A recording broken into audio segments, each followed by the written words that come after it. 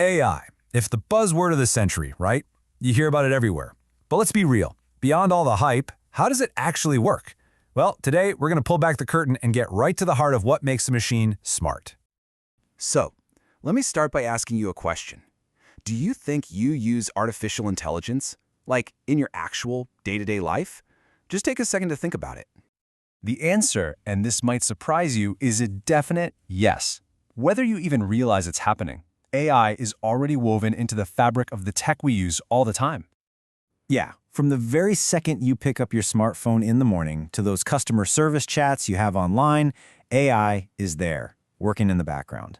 But to get how all that works, we need to start with the basics. What are we really talking about when we say AI?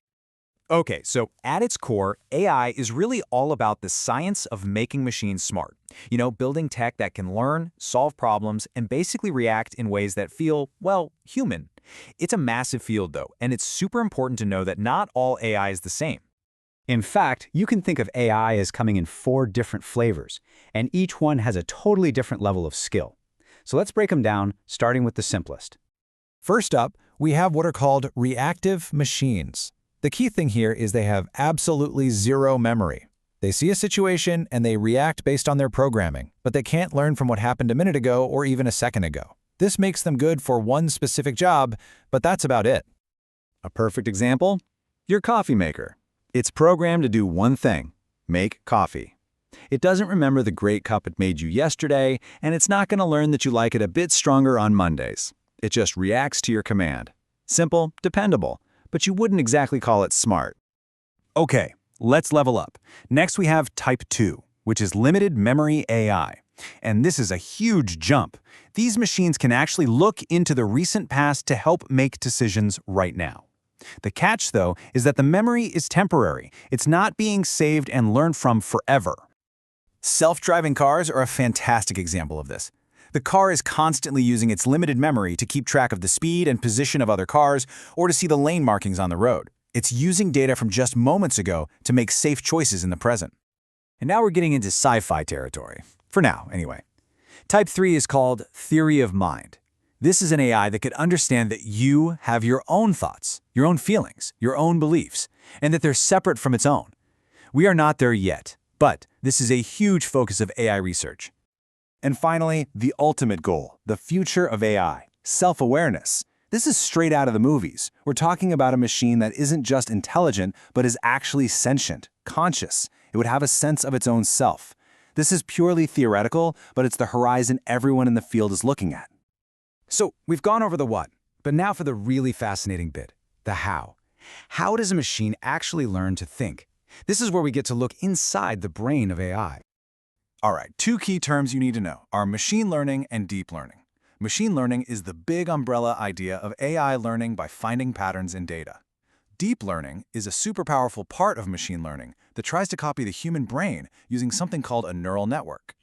So how does this neural network actually think? Well, you can boil it down to a 3-step process. First, data comes into the input layer. Think of every single pixel in a photograph. Then, that data passes through the hidden layers. This is where all the complex math happens, where it starts to identify things like lines and shapes and colors. And finally, you have the output layer, which makes a decision, like saying, yep, this is a picture of a landscape.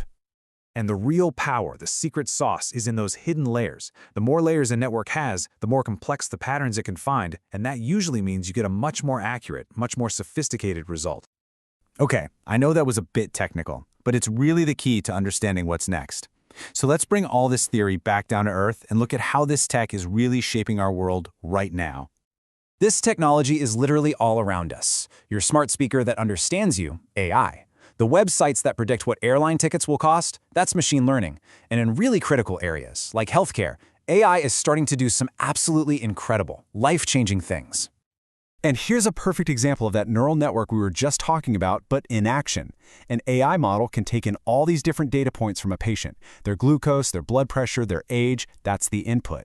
It then crunches all that data through its hidden layers, looking for patterns a human might miss, and then it produces an output, a prediction about that patient's risk for diabetes.